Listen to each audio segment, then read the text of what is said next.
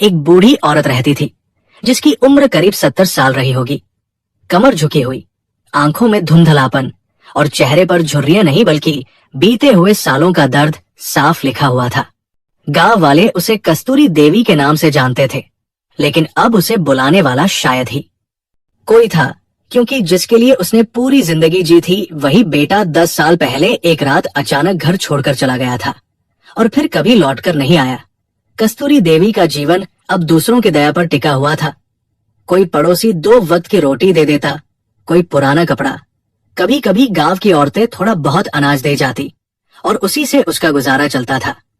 सुबह वो झोपड़ी के बाहर बैठती, हाथ में पुरानी माला, होठों पर बुदबुदाती दुआएं और आंखें बार बार उस कच्चे रास्ते की तरफ जाती जैसे आज भी उसे उम्मीद हो कि शायद आज उसका बेटा लौट आए। लेकिन दोस्तों, उसे क्या पता था कि उसका बेटा लौटेगा जरूर, पर उस दिन वो बेटा नहीं बल्कि पूरे जिले का डीएम होगा। 10 साल पहले की बात है, जब कस्तूरी देवी एक मजदूर की पत्नी हुआ करती थी। उसका पति रामधन गांव गांव घूमकर खेतों और ईंट भट्टों पर काम करता था और बड़ी मुश्किल से घर का खर्च चलाता था, लेकिन जो भी था हंसी खुशी चल रहा था। फिर एक दिन अचानक बीमारी ने रामधन को जकड़ लिया। इलाज के पैसे नहीं थे, अस्पताल दूर था और कुछ ही दिनों में रामधन इस दुनिया को छोड़ गया। उसी दिन कस्तूरी देवी विधवा हो गई और उसी दिन उसने मन ही मन कसम खाई कि चाहे कुछ भी हो जाए वो अपने बेटे मोहन को गलत रास्ते पर नहीं जाने देगी।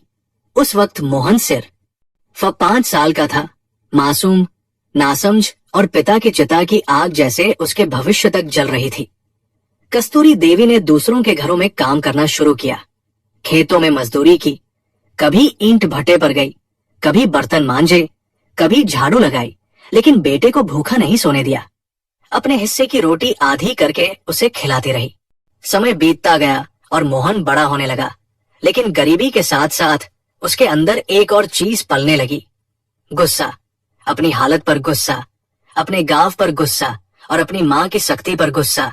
कस्तूरी देवी सख्त थी क्योंकि उसे डर था कि कहीं गांव के बिगड़े हुए लड़कों के साथ मोहन भी न बिगड़ जाए। वो डांटती थी, समझाती थी और कभी कभी मार भी देती थी, लेकिन हर थप्पड़ के पीछे उसका दिल खुद रोता था। वो जानती थी कि आज सख्ती नहीं की तो कल उसका बेटा बर्बाद हो जाएगा, मगर मोहन उस उम्र में ये बात नहीं समझ पाया। एक रात जब मोहन 16 साल का हुआ तो वो अपने दोस्तों के साथ देर रात घर लौटा। बदन से शराब की बदबू आ रही थी और आंखें लाल थी। कस्तूरी देवी ने जैसे ही देखा उसका कलेजा काम गया और गुस्से में उसने पहली बार बेटे पर हाथ उठा दिया और कह दिया कि तू मेरा बेटा कहलाने लायक नहीं रहा। बस दोस्तों, यही वो शब्द थे जिसने सब कुछ बदल दिया। मोहन ने उस रात कुछ नहीं कहा, चुपचाप अंदर गया, माँ की नींद लगने का इंतजार किया और फिर एक छोटी सी पोटली में अपने कपड़े बांधे और अंधेरी रात में बिना पीछे देखे घर छोड़कर चला गया। अगली सुबह जब कस्तूरी देवी ने बेटे को नहीं देखा तो पहले सोचा कहीं खेत में चला गया होगा, लेकिन जब शाम हो गई और मोहन नहीं लौटा तो उसके पैरों तले जमीन खिसक गई। वो गांव गांव भटकी, रिश्तेदारों के यहाँ गई, थाने तक गई, लेकिन मोहन कहीं नहीं मिला। धीरे धीरे साल बीतते गए, उम्मीदें टूटती गई और आखिरकार कस्तूरी देवी ने मान लिया कि उसका बेटा शायद अब इस दुनिया में नहीं रहा। इधर मोहन शहर पहुंच चुका था, भूखा, अकेला और डरा हुआ, लेकिन किस्मत ने उसके लिए एक और रास्ता खोल रखा था। पहले एक ढाबे पर काम, फिर पढ़ाई की शुरुआत। दिन में काम और रात में पढ़ाई और अंदर ही अंदर एक जिद कि वो कुछ बनकर दिखाएगा। वहीं से उस मोहन की कहानी शुरू होती है जो आने वाले सालों में अफसर बनेगा, डीएम बनेगा और पूरे जिले का सबसे सख्त अधिकारी कहलाएगा। लेकिन दोस्तों, असली कहानी तो तब शुरू होती है जब एक दिन फाइलों के ढेर के बीच बैठे डीएम मोहन के सामने एक रिपोर्ट आती है जिसमें लिखा होता है कि गांव के आखिरी छोर पर एक बूढ़ी औरत झोपड़ी में भूख और बीमारी से जूझ रही है और उस रिपोर्ट में दर्ज नाम होता है कस्तूरी देवी। उस नाम को पढ़ते ही मोहन के हाथ कांप जाते हैं, कलम गिर जाती है और 10 साल पहले की वो रात उसकी आंखों के सामने घूम जाती है। दोस्तों, उस फाइल में लिखा हुआ नाम जैसे ही मोहन की आंखों के सामने आया, उसके भीतर कुछ टूट सा गया। जिस माँ को वो 10 साल पहले गुस्से में छोड़कर चला गया था, वही माँ आज सरकारी कागजों में असहाय वृद्ध महिला बन चुकी थी।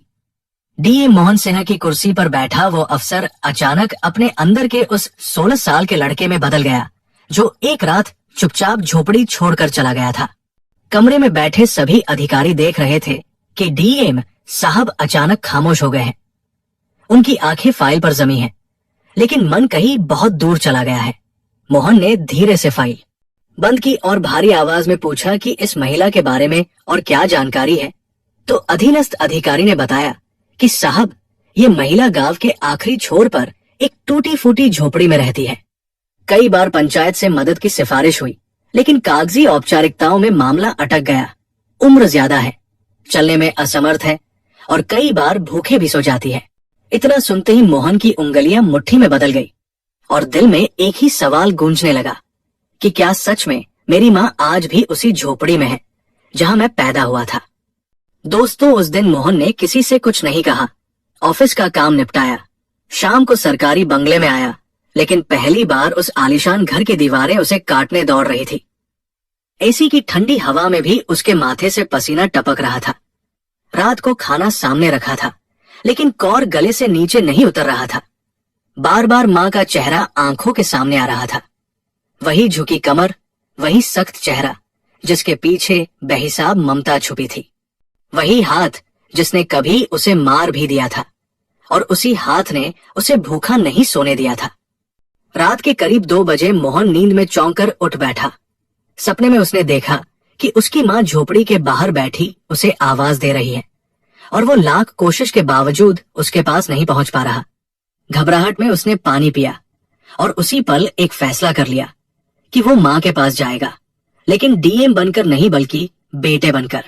अगले दिन ऑफिस पहुंचते ही उसने अपने पा को बुलाया और कहा कि आज शाम मुझे किसी भी मीटिंग में नहीं बैठना है और मेरे गांव का दौरा निजी कारणों से करना है।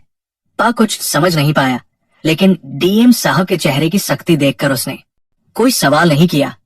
दोस्तों, उस दिन शाम ढलते ही एक सरकारी गाड़ी गांव की तरफ निकल पड़ी, लेकिन उसमें ना कोई हूटर था और ना कोई लाल बत्ती।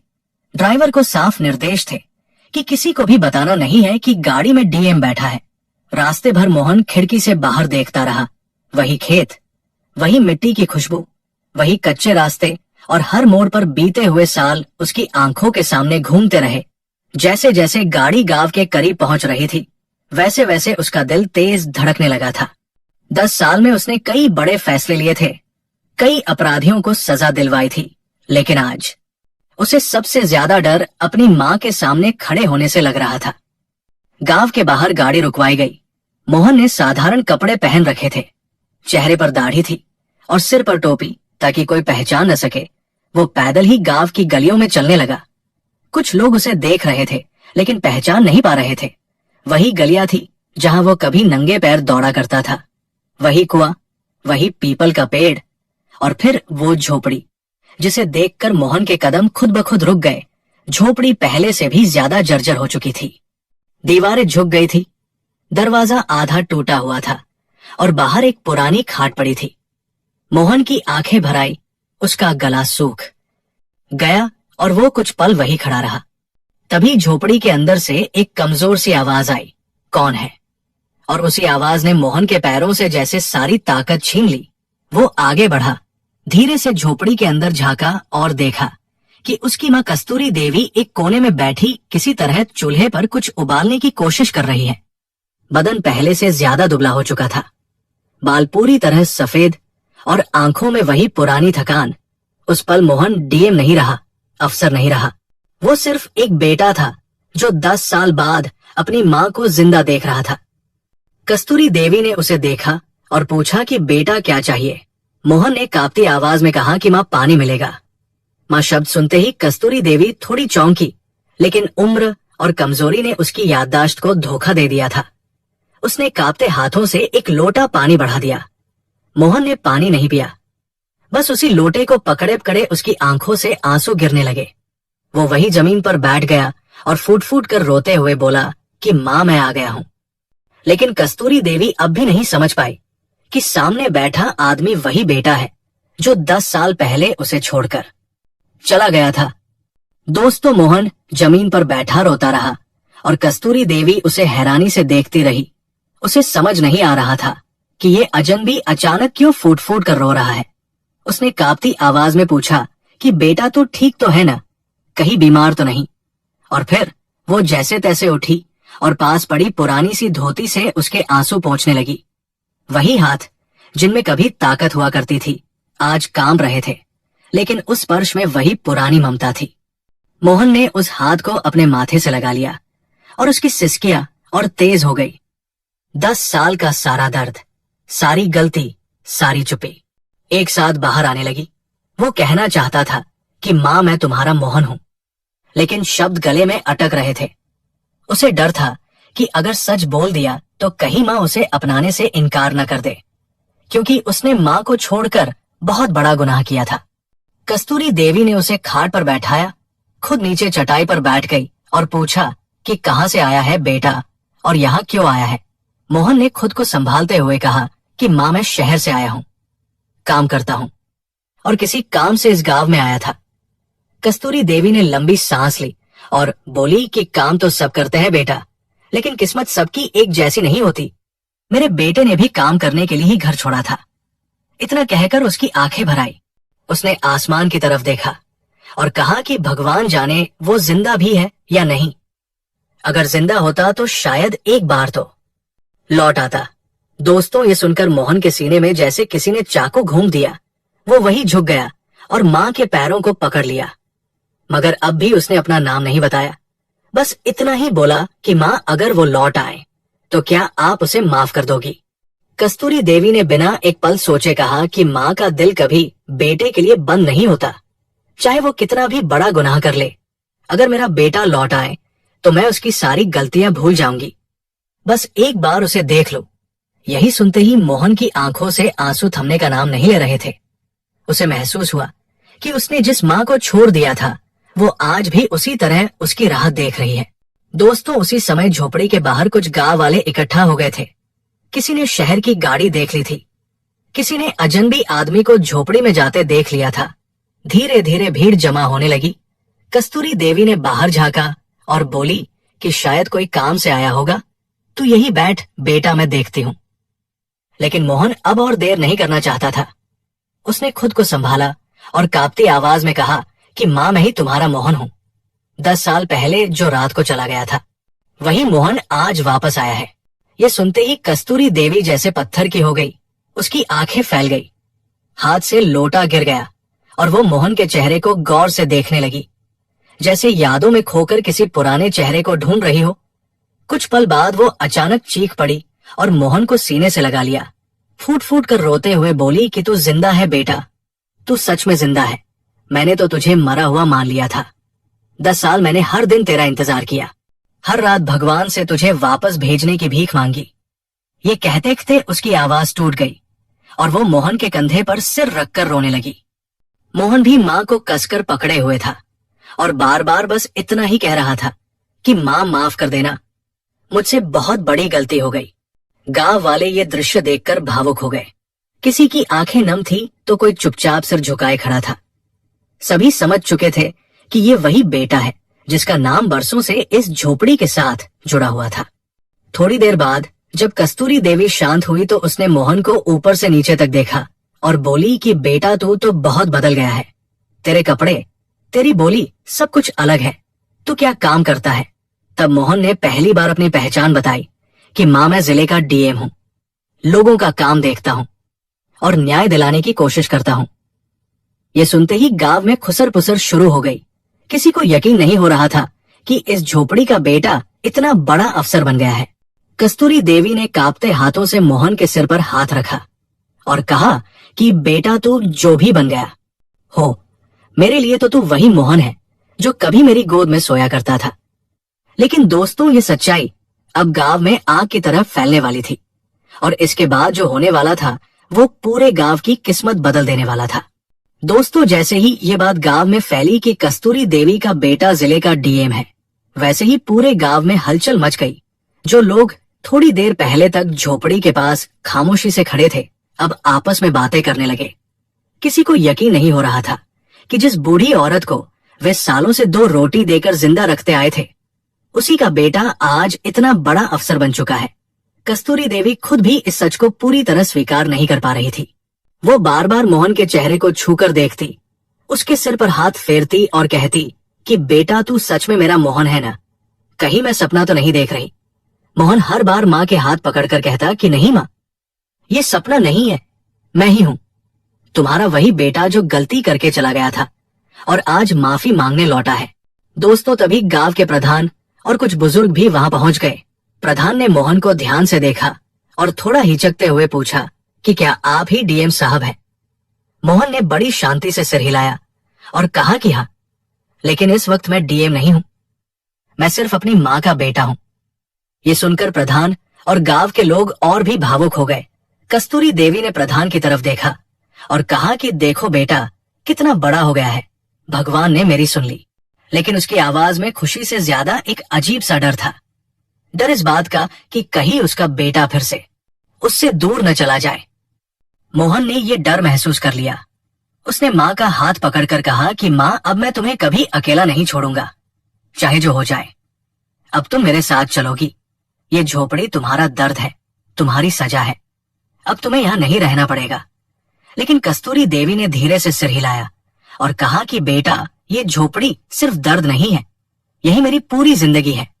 यही तेरे पिता ने आखिरी सांस ली थी, यही तू पैदा हुआ था, मैं इसे छोड़कर कैसे जाऊं। दोस्तों, मोहन कुछ पल चुप रहा।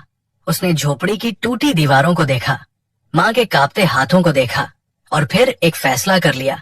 उसने गांव वालों से कहा कि ये झोपड़ी नहीं टूटेगी, ये बदलेगी, लेकिन यही रहेगी। इसी जगह पर मेरी माँ का घर बनेगा, ऐसा घर जिसमें उसे कभी भूखा नहीं रहना पड़ेगा, कभी ठंड और बारिश से डरना नहीं पड़ेगा। ये सुनते ही गांव वालों में सन्नाटा छा गया। किसी को उम्मीद नहीं थी कि डीएम साहब ऐसा फैसला लेंगे। मोहन ने उसी वक्त फोन निकालकर बीडीओ और इंजीनियर को कॉल किया और कहा कि कल सुबह इस गांव में आवास योजना और वृद्ध पेंशन के सारे लंबित मामले मेरे सामने पेश किए जाएं। किसी भी फाइल में अगर लापरवाही मिली तो जिम्मेदार अफसर बख्शा नहीं जाएगा।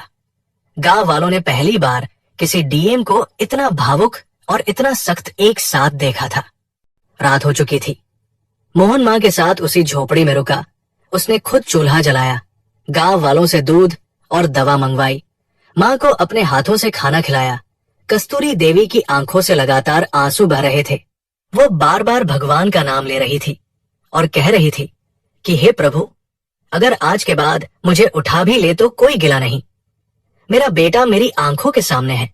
मोहन माँ के पास बैठा रहा, उसके सिर को अपने कंधे पर टिकाए रखा और पहली बार उसे महसूस हुआ कि सारी दौलत, सारी ताकत, सारी कुर्सी माँ के एक आंसू के आगे कुछ भी नहीं है।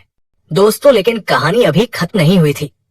अगले दिन जो होने वाला था वो सिर्फ कस्तूरी देवी की जिंदगी नहीं बल्कि पूरे गांव की तस्वीर बदलने वाला था, क्योंकि आज पहली बार डीएम मोहन सिंह अपने अधिकार का इस्तेमाल किसी जांच के लिए नहीं बल्कि अपने अतीत के हिसाब चुकाने के लिए करने वाला था। दोस्तों, अगली सुबह जब गांव में सूरज निकला तो वो सिर्फ एक नया दिन नहीं था बल्कि पूरे गांव के लिए एक नई किस्मत की शुरुआत थी। रात भर कस्तूरी देवी ठीक से सो नहीं पाई थी। कभी अपने बेटे के चेहरे को देखती, कभी उसके हाथ को छूकर ये यकीन करती कि वो सपना नहीं देख रही। मोहन भी पूरी रात जागता रहा, कभी झोपड़ी की दीवारों को देखता, कभी माँ की सांसों को सुनता और हर पल अपने भीतर ये महसूस करता रहा कि जिस कुर्सी तक पहुंचने के लिए उसने जिंदगी के सबसे कीमती रिश्ते को छोड़ दिया था, वो कुर्सी अब उसी रिश्ते के सामने उसे बहुत छोटी लग रही है। सुबह होते ही गांव में खबर फैल चुकी थी कि आज डीएम साहब खुद गांव में रहकर सारे काम देखेंगे। लोग अपने अपने दुख, शिकायतें और उम्मीदें लेकर इकट्ठा होने लगे। कोई वृद्धावस्था पेंशन के लिए परेशान था, कोई राशन कार्ड के लिए, किसी की जमीन पर दबंगों ने कब्जा कर लिया था, तो कोई सालों से सरकारी आवास की फाइल अटकने का दर्द झेल रहा था। और इन सब के बीच कस्तूरी देवी अपनी झोपड़ी के बाहर खाट पर बैठी बस अपने बेटे को देख रही थी। उसे अब किसी से कुछ नहीं चाहिए था। उसके लिए सबसे बड़ी दौलत वही थी जो 10 साल बाद उसके सामने बैठा था। मोहन ने सुबह सुबह अपने अधीनस्थ अधिकारियों को गांव बुलाया। कोई बहाना नहीं चला। बीडीओ हो, तहसीलदार हो, बिजली विभाग हो या पंचायत सचिव सभी को साफ निर्देश था कि आज कोई औपचारिकता नहीं होगी, आज काम जमीन पर होगा। मोहन ने गांव के बीच में ही चौपाल लगवाई और वहीं बैठकर एक एक ग्रामीण की बात सुनी। लेकिन दोस्तों, ये कोई आम प्रशासनिक सुनवाई नहीं थी, क्योंकि हर शिकायत के पीछे मोहन को अपनी माँ का चेहरा दिख रहा था। उसे लग रहा था कि अगर आज भी सिस्टम की लापरवाही चली तो वो फिर से अपनी माँ को धोखा दे देगा। सबसे पहले वृद्ध महिलाओं को बुलाया गया। कई ऐसी महिलाएं थी जिनकी हालत कस्तूरी देवी जैसी ही थी। मोहन ने तुरंत पेंशन के कागज पूरे करवाए। जिनके नाम राशन कार्ड में नहीं थे उनके नाम जोड़े गए। जिनके घर जर्जर हालत में थे उनके लिए आवास योजना की स्वीकृति वही मौके पर दी गई। इंजीनियर को निर्देश मिला कि 1 हफ्ते के अंदर काम शुरू होना चाहिए और हर दिन की रिपोर्ट सीधे डीएम ऑफिस में आएगी। कोई दलाल बीच में नहीं होगा, कोई रिश्वत नहीं चलेगी। अगर किसी ने 1 भी रुपए मांगे तो सीधी एफआईआर होगी। गांव वाले ये सब देखकर हैरान थे। उन्होंने पहले भी अफसर देखे थे, लेकिन ऐसा अफसर पहली बार देख रहे थे जो फाइल नहीं बल्कि इंसानों की आंखों में देखकर फैसला कर रहा था। दोस्तों, इसी बीच एक बूढ़ा आदमी आगे आया। कांपती आवाज में बोला कि साहब, मेरी जमीन पर गांव के दबंगों ने कब्जा कर लिया है। मैं थाने गया, तहसील गया, लेकिन कोई सुनवाई नहीं हुई। मोहन ने उसी वक्त लेखपाल और तहसीलदार को बुलाया। मौके पर ही जमीन की पैमाइश करवाई और दबंगों को चेतावनी दी कि अगर शाम तक कब्जा नहीं हटाया गया तो पुलिस कार्रवाई होगी। ये सब देखकर गांव के वही लोग जो सालों से सिर झुकाकर जी रहे थे, आज पहली बार सीना तान कर खड़े थे। उन्हें लग रहा था कि शायद सिस्टम में भी इंसानियत बची है। दोपहर तक काम चलता रहा। धूप तेज हो गई थी, लेकिन मोहन अपनी कुर्सी से नहीं उठा। माँ बार बार उसे पानी पिलाने आती, उसके सिर पर हाथ फेरती और कहती कि बेटा थक जाएगा। लेकिन मोहन मुस्कुरा कर कहता कि माँ, आज अगर थक गया तो समझूंगा कि जिंदगी में पहली बार सही काम कर रहा हूँ। दोपहर के बाद इंजीनियर ने आकर बताया कि झोपड़ी की जगह उसी जमीन पर पक्का मकान बनाया जा सकता है।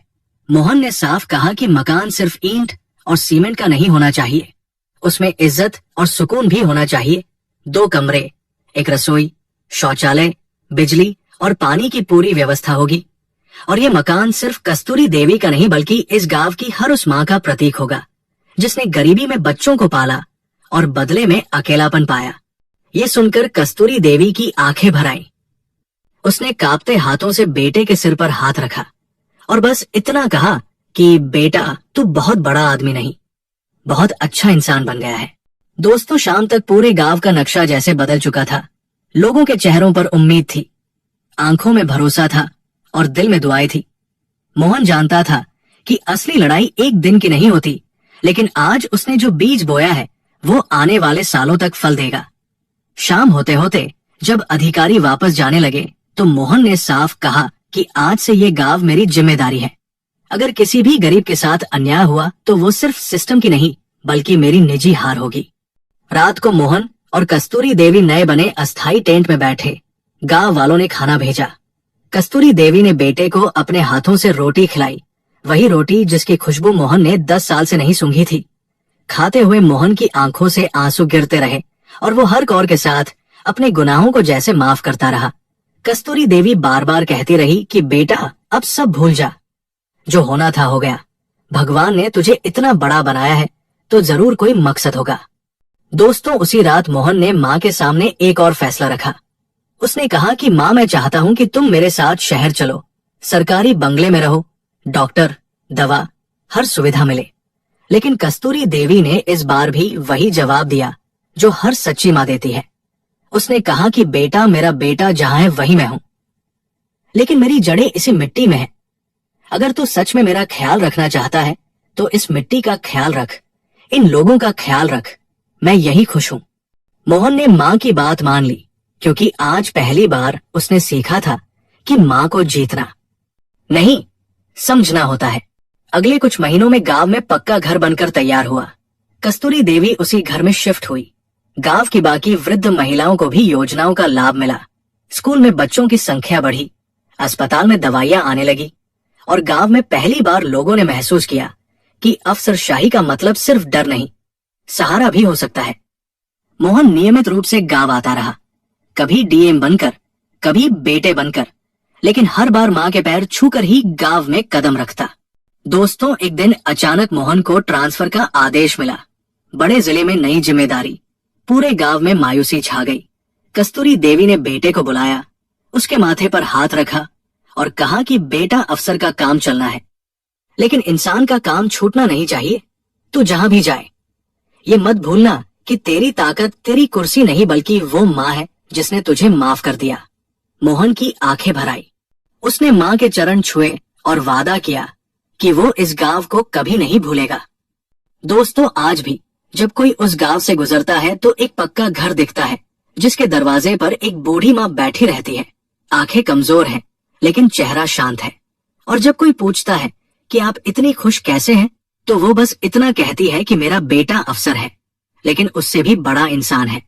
और शायद दोस्तों यही इस कहानी का सबसे बड़ा सच है कि असली डीएम वो नहीं जो जिले को चलाता है, असली डीएम वह है जो अपनी माँ के दिल में इंसाफ कर पाए।